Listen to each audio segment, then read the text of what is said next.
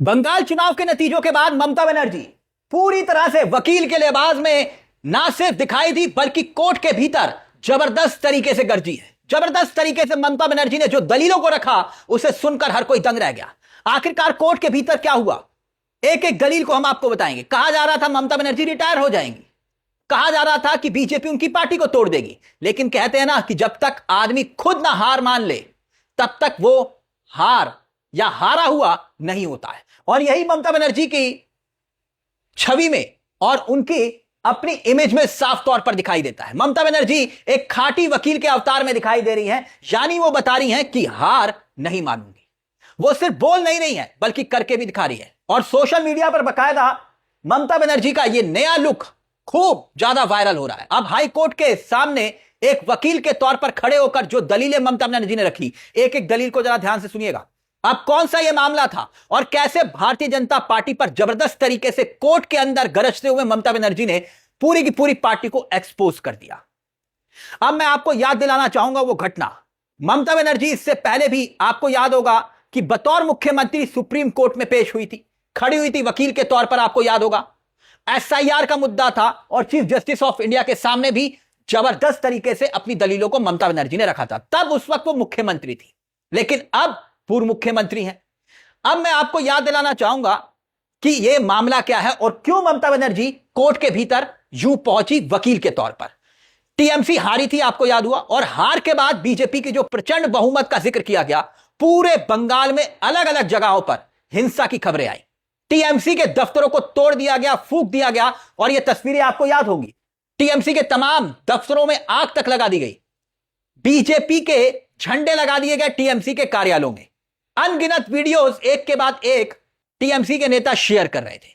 लेकिन सबसे बड़ी जो खबर थी इसमें और सबसे बड़ी जो तस्वीर थी इसमें कल्याण बनर्जी ने शेयर की थी। कल्याण बनर्जी टीएमसी के सांसद, वकील भी हैं, उन्होंने यह तस्वीर शेयर की थी। याद करिए, कोलकाता का न्यू मार्केट और टीएमसी का दफ्तर।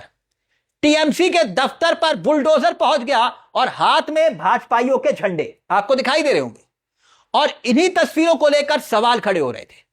बुलडोजर और ठीक चुनाव के नतीजों के बाद कहां, टीएमसी के दफ्तर पर लॉ एंड ऑर्डर पर पूरी तरह से सवाल खड़े हो रहे थे। अब लॉ एंड ऑर्डर, क्योंकि पुलिस चुनाव आयोग के अंतर्गत, केंद्रीय सुरक्षा बल चुनाव आयोग के अंतर्गत, और यकीन मानिए जब तक सरकार का नया मुख्यमंत्री के तौर पर नई सरकार का गठन नहीं हुआ था, 2-3 दिन तक तो ऐसे लगा कि वहां पर लॉ एंड ऑर्डर है ही नहीं। 2-3 दिन तक लगातार हिंसा होती रही और मिस्टर ज्ञानेश कुमार बिल्कुल चुप रहे। और यही तस्वीरें कई सवाल खड़ा करी थी, और इन्हीं तस्वीरों को लेकर टीएमसी पहुंच गई सबसे पहले हाई कोर्ट। पहले पीआईएल दाखिल हुई, और पीआईएल दाखिल होने के बाद जब मामला हाई कोर्ट पहुंचा तब ममता बनर्जी पहुंची कोर्ट के भीतर इस नए लुक के साथ। चीफ जस्टिस के आगे अब जो दलीलें रखी ममता बनर्जी ने, एक एक दलील को जरा ध्यान से सुनिएगा, समझ में आ जाएगा आपको कि ममता बनर्जी हार क्यों मानने को तैयार नहीं है। ममता बनर्जी ने सबसे पहले कहा कि प्लीज सी दी इमेजेस, देखिए। उन्होंने कहा कि ये तस्वीरें देखिए, और तस्वीरें जजों के सामने रख दी। बच्चों को भी नहीं बख्शा जा रहा। ममता बनर्जी ने कहा कि महिलाओं को नहीं बख्शा जा रहा, बच्चों को नहीं बख्शा जा रहा, माइनॉरिटीज यानी कि अल्पसंख्यकों को भी नहीं बख्शा जा रहा। मैं 10 लोगों की लिस्ट आपको सौंप रही हूं, कोर्ट को कहा, जिनको मार दिया गया, और सब जज के आगे तस्वीरें ममता बनर्जी ने रख दी। इतना ही नहीं, ममता बनर्जी ने आगे कहा, देखिए, एक शेड्यूल कास्ट फैमिली, 92 साल की एक विधवा महिला, उसे बाहर फेंक दिया गया, उसका सामान उठाकर घर के बाहर अस्त व्यस्त कर दिया गया। इतने सारे लोग हैं जो सफर कर रहे हैं, और इसमें से हिंदू भी हैं, स्वर्ण समाज के लोग भी हैं। 10 में से 6 तो हिंदू हैं जो मारे जा रहे हैं। यानी ममता बनर्जी जो दलील रख रही थी उसमें सीधे तौर पर वो बता रही थी कि भाई ऐसा नहीं है कि सिर्फ अल्पसंख्यकों को टारगेट किया जा रहा है, यहां तक कि हिंदू भी मारे जा रहे हैं। अब आगे ममता बनर्जी ने क्या कहा वो देखिए। ममता बनर्जी ने कहा कोर्ट से कि please tell police to behave properly, police से कहिए कि तमीज से पेश आए। ये इनको अलाउ नहीं करता है, एफआईआर तक नहीं लिखी जा रही है। मेरी फैमिली, अब सबसे महत्वपूर्ण बात देखिए, लिखा हुआ मेरी फैमिली की 12 साल की बच्ची को रेप की धमकियां मिल रही हैं।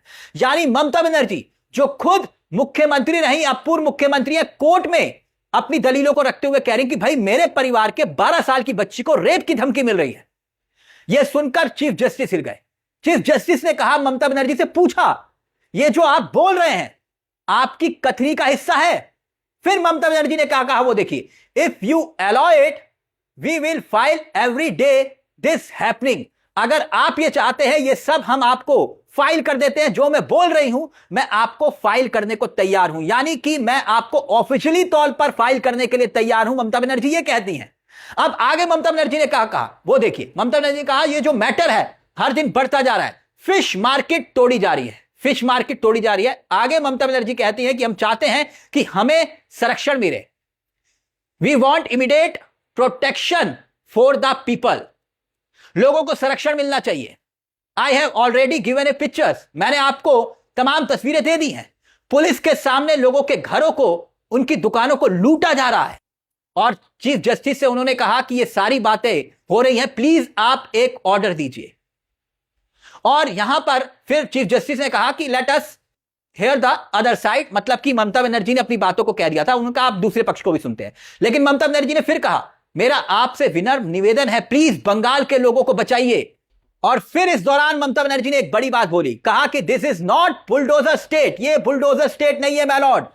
कोर्ट में बतौर वकील ममता बनर्जी इस तरह से दलीलें रख रही थी, बताया जा रहा है कि जैसे एक प्रोफेशनल वकील होते हैं, लगातार अपनी बात को वो तथ्यों के साथ रखने की कोशिश कर रही थी, यानी एक कानूनी लड़ाई, उसके लिए ममता बनर्जी तैयारी कर रही है।